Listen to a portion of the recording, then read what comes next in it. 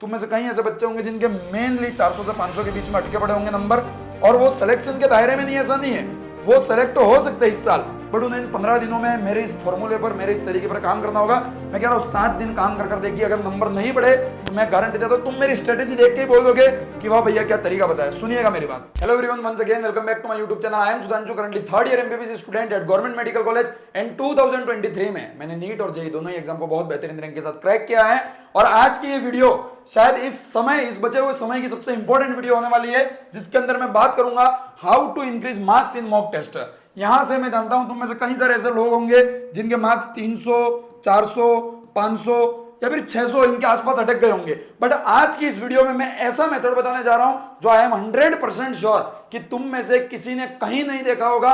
ना ये मेथड तुमको कोई टॉपर बताएगा, ना कोई टीचर बताएगा, ना तुमको इस यूट्यूब पे किसी ने आके बताया होगा, पर ये वो मेथड है जो एक्चुअल मेथड है जहां से तुम्हारे मार्क्स इंक्रीज होंगे। आज दिन तक तुमने यूट्यूब पर ऐसी 100 से ज्यादा वीडियो देख ली होंगी कि मैं अपने मार्क्स कैसे बढ़ाऊं, पर आज दिन तक तुम्हारे मार्क्स नहीं बढ़े होंगे। बहुत कम चांस है तुम्हें कुछ रिजल्ट देखने को मिला होगा, बट आज की इस वीडियो में मैं जो तरीका बताने वाला हूं, मैं दावे के साथ कहता हूं ये तरीका अगले 7 दिन यूज कर देख लेना, तुम्हारा मार्क्स नहीं बढ़े तो मेरा नाम सुधांशु नहीं, इस बात की गारंटी मैं लेता हूं। और मैं तुम्हें यह बात श्योरिटी के साथ कहता हूं कि इस तरीके को यूज करने के बाद हो सकता है तुम्हारा मार्क्स 100 बढ़ जाए, हो सकता है 200 बढ़ जाए, डिपेंड करेगा कि तुम कितनी मेहनत करोगे, तुम कितने तरीके के साथ उस मेथड को यूज करोगे, कितनी पोटेंशियल के साथ तुम उस मेथड को यूज करोगे। बट ये जो मेथड है वो बहुत यूनिक मेथड है जो मैंने खुद ने यूज किया था और अपने मार्क्स को कई बार इंक्रीज किया था। ठीक है, तो ये जो मेथड है वो एकमात्र अल्टीमेट मेथड है। तुम अभी देखोगे तुम्हें समझ में आ जाएगा कितना प्रैक्टिकल ये मेथड है। तुम सुन के ये बता दोगे कि हाँ भैया इससे मेरे मार्क्स बढ़ेंगे। फॉलो करना मुश्किल है पर नामुमकिन नहीं, और जिसने कर लिया उसके नंबर ना बढ़े ऐसा हो नहीं सकता, ये बात ध्यान रखना। बिना किसी देरी के अपन शुरू करते वीडियो को। अभी हमारी मेन समस्या क्या है, मार्क्स नहीं बढ़ रहे। क्यों नहीं बढ़ रहे, उसकी सबसे मुख्य गलतियां दो है। अगर तुम्हारा नंबर नहीं आ रहा, तुम क्या सोच रहे हो बार बार, हमारा नंबर क्यों नहीं आ रहे, भैया हम तो इतना रिवीजन कर रहे हैं, बार बार रिवीजन कर रहे हैं, हमारा नंबर नहीं आ रहा है। अरे मूर्ख, तू रिवीजन कर ज्यादा करेगा और तेरे मार्क्स बढ़ जाएंगे, ऐसा लगता है तेरे को? ऐसा बिल्कुल नहीं है। रिवीजन है चीजों को रिकॉल करने का तरीका, पर मार्क्स कैसे बढ़ेंगे? जब हम टेस्ट में गलतियां कम करेंगे। भाई सीधा सा कॉमन सेंस का फंडा है, तू जितने कम क्वेश्चन गलत करेगा उतने तेरे ज्यादा नंबर आएंगे। अभी तेरे टेस्ट में 50 क्वेश्चन गलत हो रहे होंगे, जब वो 25 हो जाएंगे तेरे मार्क्स ऑटोमेटिक 100-150 बढ़ जाएंगे। पर उनको कम करने के लिए रिवीजन मेन चीज नहीं। हाँ, अगर तुमने पूरे सिलेबस को 1-2-3 बार अच्छे से रिवाइज नहीं किया है तो मैं जरूर यह कहूंगा तुम रिवीजन को ज्यादा करो। पर अगर तुमने रिवीजन कर लिया है 3-4 बार फिर भी तुम्हारा मार्क्स स्टक हो गए, नहीं बढ़ रहे हैं, तो उसका मेन रीजन रिवीजन बिल्कुल नहीं है। अगर आप बार बार रिवीजन कर ये सोच रहे हैं कि मेरे मार्क्स बढ़ जाए, नहीं बढ़ेंगे। अगर आपने 2-3 बार अच्छे से रिवाइज कर लिया पूरे सिलेबस को, तो आपको बस ऊपर चीजों को देखना है, रिवीजन के ऊपर टाइम वेस्ट मत कीजिए। आपकी सबसे बड़ी गलती यह है कि आप पेपर को एनालाइज नहीं कर रहे हैं, या फिर कर भी रहे तो वो गलत तरीके से। आपको एक जनरलाइज नॉर्मल मेथड पता है पेपर को एनालिसिस करने का, जिससे आप सभी लोग करते हैं, जिस कारण आपके मार्क्स नहीं बढ़ रहे। बट मैं बता रहा हूं वो टॉपर का माइंडसेट, मैं खुद अपने टेस्टों में 700 नंबर लाता था तो कैसे लाता था, मेरा क्या माइंडसेट रहता था, मैंने क्या ऐसी चीज की थी जिससे 700 नंबर आ रहे हैं। मैं दावे के साथ कहता हूं वो हर बच्चा जिसके 700 नंबर आ रहे हैं उसका पेपर एनालिसिस करने का, उसका सोचने का जो तरीका है वो 110% तुमसे अलग है। और वही तरीका आज की इस वीडियो में मैं रिवील करने वाला हूं तुम्हारे सामने। तो मैं बोलूंगा वीडियो में अंत तक बने रहना, एक चीज तुम्हारे सामने बता दूंगा। बेस्ट मेथड है मॉक टेस्ट में मार्क्स इंक्रीज करने का, उसका एक ही formula, marks is inversely proportional to your mistakes. Sir ये तो कॉमन सेंस है, मैं भी जानता हूं, पर इसका मतलब तुम नहीं जानते। इसका जो मतलब है वो तुम नहीं जानते, और इसका मतलब आज की इस वीडियो में अगर तुम्हें समझ में आ गया तो तुम्हारे जो मार्क्स हैं वो मैं गारंटी दे रहा हूं 100 मार्क्स तो इन 7 डेज में बढ़ जाएंगे। और अगर तुम ज्यादा मेहनत कर रहे हो तो और ज्यादा बढ़ जाएंगे। तुम में से कई ऐसे बच्चे होंगे जिनके मेनली 400 से 500 के बीच में अटके पड़े होंगे नंबर, और वो सिलेक्शन के दायरे में नहीं, ऐसा नहीं है, वो सेलेक्ट हो सकते हैं इस साल, बट उन्हें इन 15 दिनों में मेरे इस फॉर्मूले पर, मेरे इस तरीके पर काम करना होगा। मैं कह रहा हूं 7 दिन काम कर देखिए, अगर नंबर नहीं बढ़े तो मैं गारंटी देता हूं तुम मेरी स्ट्रेटेजी देख के ही बोल दोगे कि वाह भैया क्या तरीका बताया। सुनिएगा मेरी बात। अभी क्या हो रहा है तुम्हारे साथ, तुम टेस्ट देते हो, स्कोर कम आता है, डीमोटिवेटेड हो जाते हो, पेपर का एनालिसिस नहीं करते हो तो गलत तरीके से करते हो। कई लोग गुस्से में आकर पेपर फाड़ के भी फेंक देते हैं कि हमारा नंबर ही नहीं आ रहे, कल भी 400 ही आए थे, आज भी 400 ही आ रहे हैं, आज भी 500 ही आ रहे हैं, जबकि मैंने तो कल से इतना ज्यादा रिवीजन कर लिया, मैंने तो 7 दिन में तो पूरा सिलेबस एक बार रिवाइज कर लिया, फिर भी मेरे 7 दिन पहले भी 400 आ रहे थे, आज भी 400 आ रहे, क्यों नहीं बढ़ रहे नंबर? भाई तू ये बात समझ, रिवीजन करने से नंबर नहीं बढ़ते कभी भी। केवल रिवीजन इनिशियली हमको करना होता है ताकि हमको सब चीजें रिकॉल हो जाए। नंबर बढ़ेंगे रेट्रोस्पेक्टिव रिवीजन से।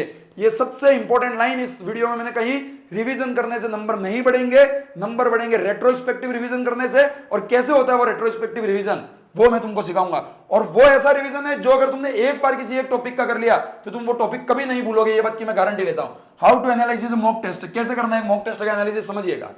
आपने एक टेस्ट दिया एग्जाम्पल के लिए, 10 क्वेश्चन गलत हो गए, सर हमारे तो 50 होते हैं, एक एग्जाम्पल कि 10 क्वेश्चन हमारे गलत हो गए, उसमें से जो रॉन्ग क्वेश्चन है उसको उठाओ। कोई भी एक क्वेश्चन का मैं एग्जाम्पल ले रहा हूं, कोई भी एक क्वेश्चन को आप उठाओ, उस क्वेश्चन का सॉल्यूशन देखिए। आप जहां भी टेस्ट देते आपको सॉल्यूशन जरूर मिलता होगा, ठीक है। उस क्वेश्चन का सॉल्यूशन देखिए और फिर ये देखिए कि मैंने क्या गलती की, वास्तव में मेरी क्या गलती थी जिस कारण ये गलत हुआ, वो देख लीजिए। क्या ये कोई सिली मिस्टेक थी, या फिर कोई कंसेप्चुअल लैग था, या मैंने फॉर्मूला गलत लगा दिया, या मैंने कैलकुलेशन गलत कर दी, किस टाइप की मिस्टेक है, उस मिस्टेक को सॉल्यूशन को देखकर आइडेंटिफाई कीजिए। उसके बाद करना है आपको रेट्रोस्पेक्टिव रिवीजन, क्योंकि आज अगर आपने गलती की है तो कल फिर से वो दोबारा आप गलती करेंगे।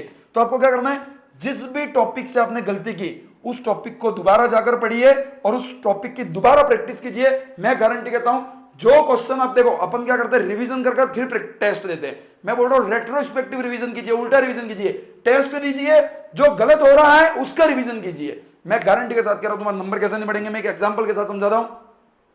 फिजिक्स में जैसे कि तुम्हारा मिरर फॉर्मूला का कोई क्वेश्चन गलत हो गया, ठीक है, तुम क्या कीजिए, वो जो अपना गलत हुआ है उस मिस्टेक को पहले तो अपनी मिस्टेक नोटबुक में नोट कीजिए।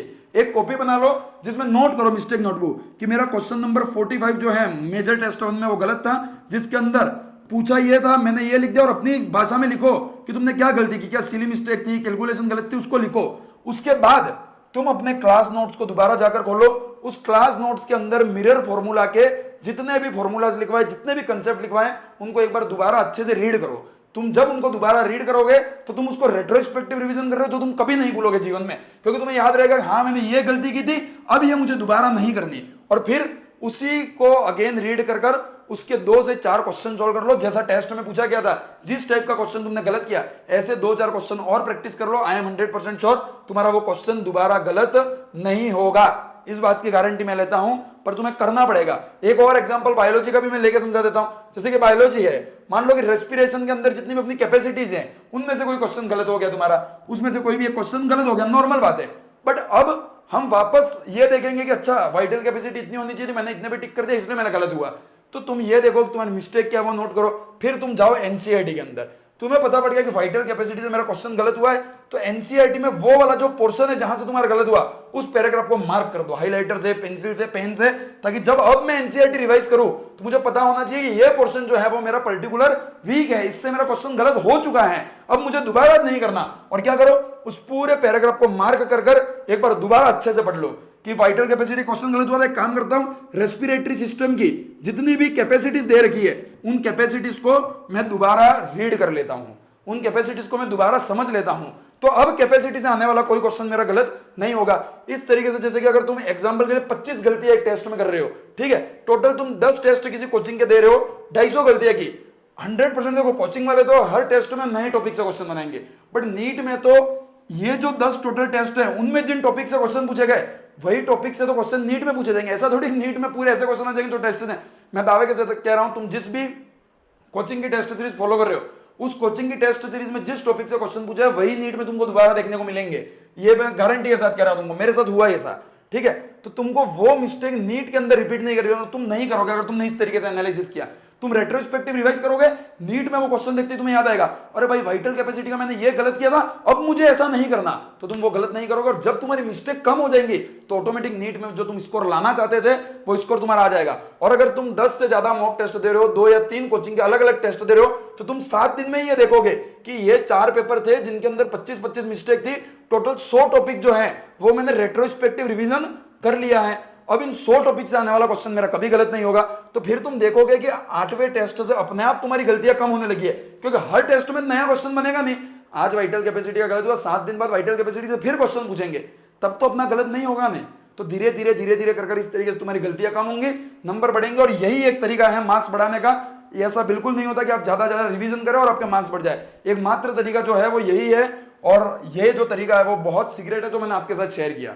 तो आज की इस वीडियो में इतना ही। आपके 10 मिनट लिए, पर जीवन का सबसे इंपॉर्टेंट ज्ञान जो मेरे पास था वो मैं तुमको दे के जा रहा हूं। आज की इस वीडियो में इतना ही। मिलते हैं किसी और वीडियो में नए टॉपिक के साथ, इंटरेस्टिंग टॉपिक के साथ। जो भी प्रॉब्लम हो कमेंट बॉक्स में जाकर कमेंट कीजिएगा और मुझसे वादा जरूर कीजिएगा कि हाँ भैया मैं इस तरीके से एनालिसिस करूंगा और अपने मार्क्स को इंप्रूव करूंगा। और जब इंप्रूव हो जाए, जब नीट में सिलेक्शन हो, तो इसी वीडियो के नीचे आकर एक बार दोबारा जरूर कमेंट करना कि यस भैया आपने ये जो तरीका बताया था उसको यूज कर मेरा सिलेक्शन हुआ है। तो इसी शब्दों के साथ आपसे विदा लेना चाहेंगे। Thank you very much, all the very best, bye bye.